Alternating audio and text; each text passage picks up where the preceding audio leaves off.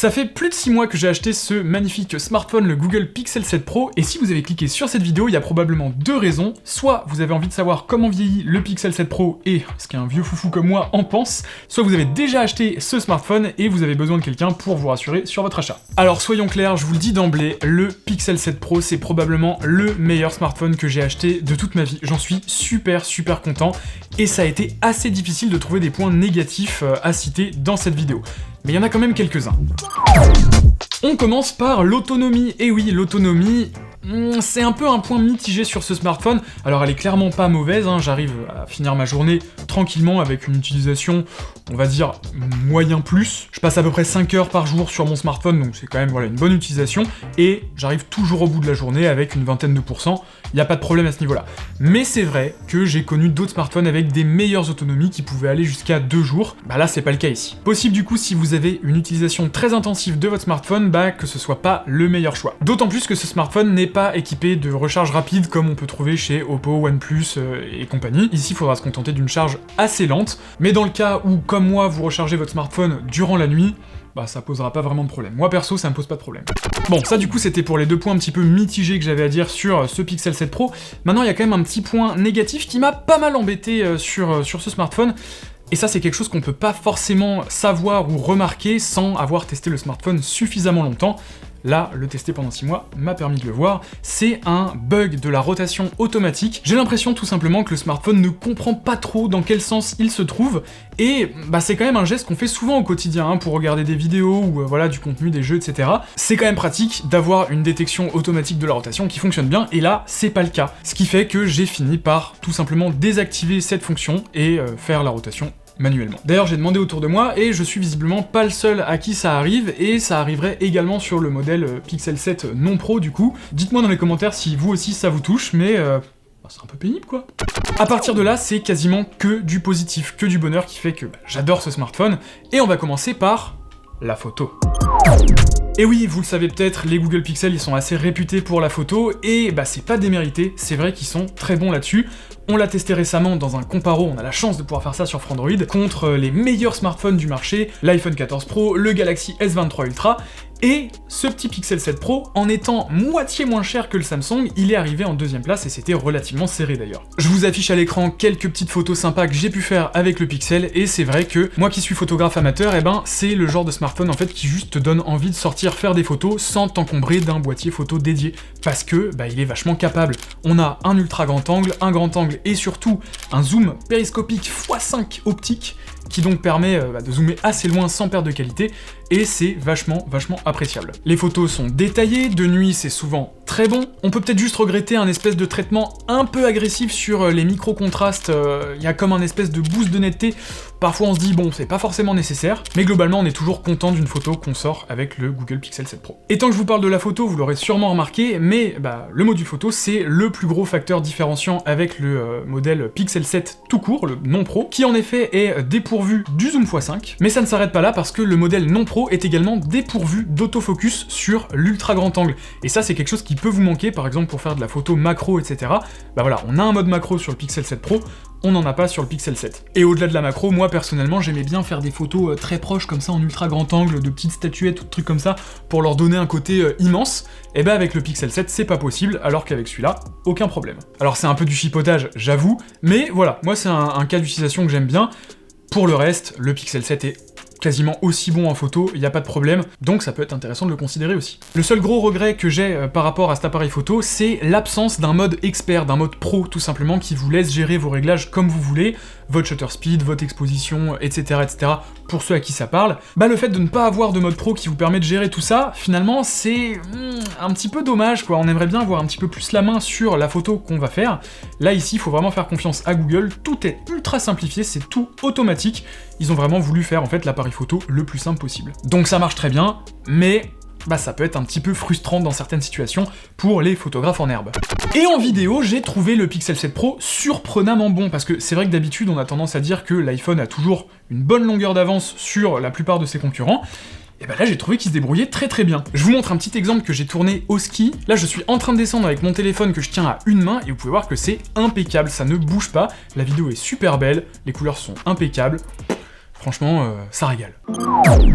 Un autre point qu'il est, à mon avis, très important d'aborder, c'est est-ce que oui ou non ce smartphone est buggé, comme son ancêtre, le Pixel 6, qui malheureusement a été connu pour quelques petits bugs pas super sympathiques. Bon, je vais pas vous refaire l'histoire, mais c'est vrai qu'il y avait beaucoup de trucs à lui reprocher au Pixel 6, et pour l'avoir eu, je sais de quoi je parle. Et ben la bonne nouvelle, c'est que sur ce Pixel 7 Pro, fini les bugs, je n'ai pas de bugs sur ce Pixel 7 Pro, hormis le truc de la rotation automatique dont je vous ai parlé tout à l'heure, mais c'est tout. Tout marche impeccablement, j'en suis super content. L'interface est impeccablement fluide, ça marche super bien. Vraiment, j'ai pas grand chose à lui reprocher là-dessus, c'est juste super agréable à utiliser. Et malgré un processeur pas forcément ultra puissant, eh ben l'interface est tellement bien foutue, tellement bien optimisée que l'écran sans Hz est utilisé merveilleusement bien, tout est parfaitement fluide, on adore. Faut dire que Google sait y faire avec ses interfaces, puisque sur les pixels, on va avoir pas mal de petites fonctionnalités fort sympathiques et assez utiles, qui sont donc propres aux pixels qu'on va pas retrouver ailleurs. Par exemple, l'intégration de Google Lens directement dans le multitâche, qui va vous permettre de copier du texte normalement non copiable, ou même d'enregistrer des images normalement non enregistrables. Tout ça c'est très pratique, ça fait plaisir de l'avoir. Et il y a une autre fonctionnalité que personnellement j'adore, et c'est vrai que si je l'avais pas testée, en fait, elle est finalement assez discrète, mais quand vous recevez un appel, vous avez une option qui vous permet de filtrer cet appel, et en fait c'est Google Assistant qui va répondre à votre place, et qui va demander à la personne qui appelle de se présenter et de dire pourquoi elle appelle, et en fait vous, de votre côté sur votre smartphone, vous allez juste avoir une transcription, vous allez voir en fait le texte de ce que cette personne est en train de dire, et je trouve ça génial parce que en fait ça me permet de décourager tous les espèces d'appels, vous savez les spams que vous recevez, ou les pubs, etc.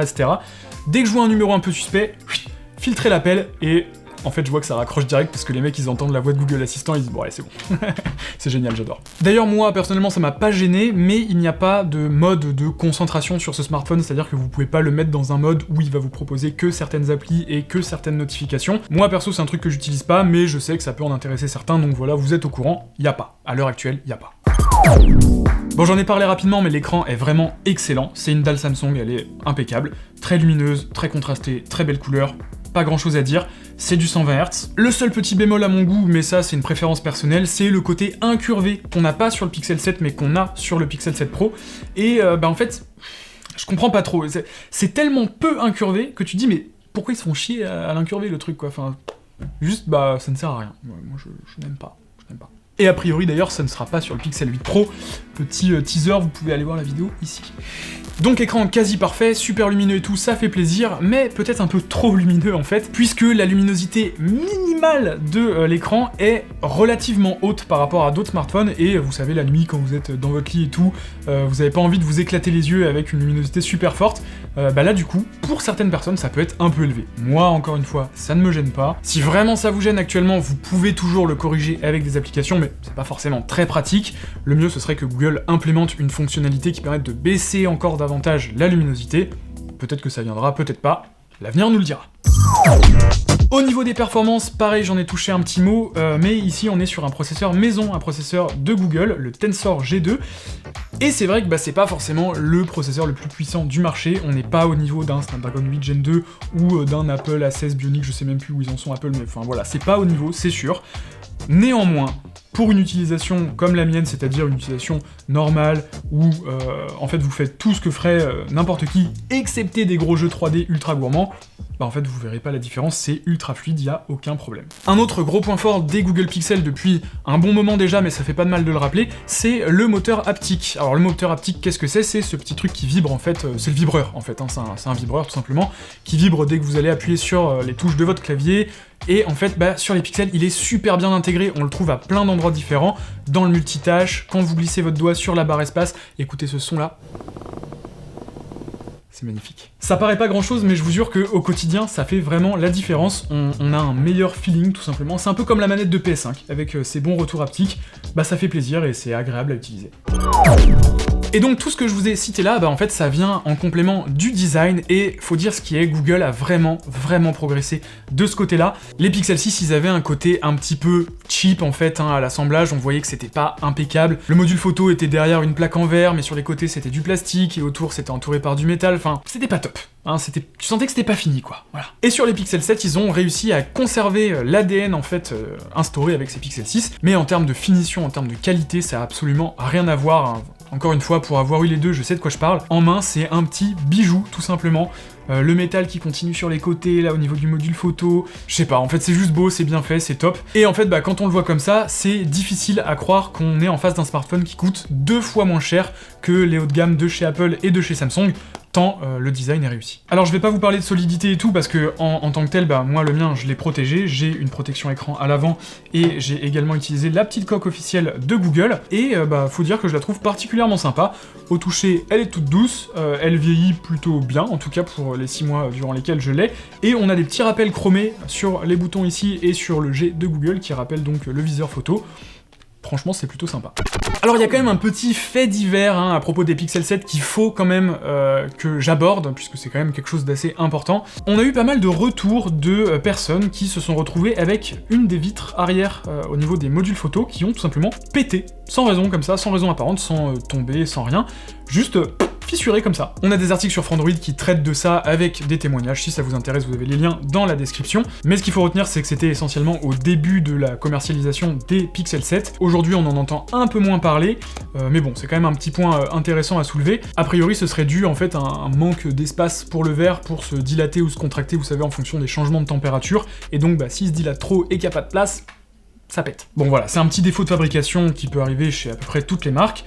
Moi perso, dans mon entourage, j'ai vu personne qui a eu ce problème-là, mais si ça vous est arrivé à vous, ça m'intéresse, dites-le moi dans les commentaires. Dans tous les cas, ça a été tellement médiatisé que Google s'en est rendu compte, et ça a probablement été réglé sur les chaînes de production.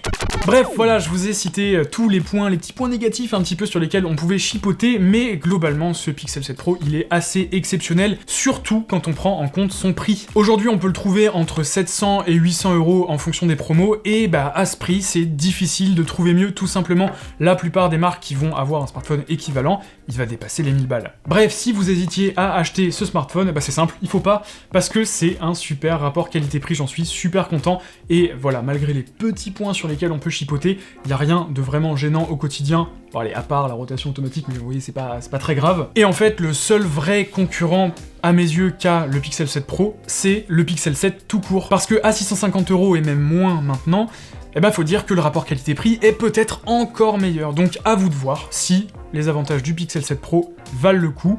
Sinon, un petit Pixel 7, vous serez très content aussi. Mais si vous avez le temps et que votre achat ne presse pas, ça vaut peut-être le coup d'attendre les Google Pixel 8, parce que Google est assez habitué, en tout cas depuis 2 générations, à nous faire des offres de précommande de zinzin. Et cette petite montre ici, bah, je l'ai eu gratos, et elle vaut quand même 400 balles. C'est pas rien. J'espère que cette vidéo vous aura plu. Si c'est le cas, n'hésitez pas à nous le faire savoir, mettez un petit j'aime, mettez un petit commentaire. Vous pouvez également nous suivre sur tous les réseaux sociaux, vous avez les liens dans la description, Twitch, Twitter, Facebook, Insta, etc., etc. Et si jamais vous avez Discord, je vous recommande vivement d'aller rejoindre notre serveur, parce qu'on peut discuter un petit peu plus facilement là-dessus, c'est toujours sympa. Bref, merci encore d'avoir regardé, et moi je vous dis à la prochaine, ciao!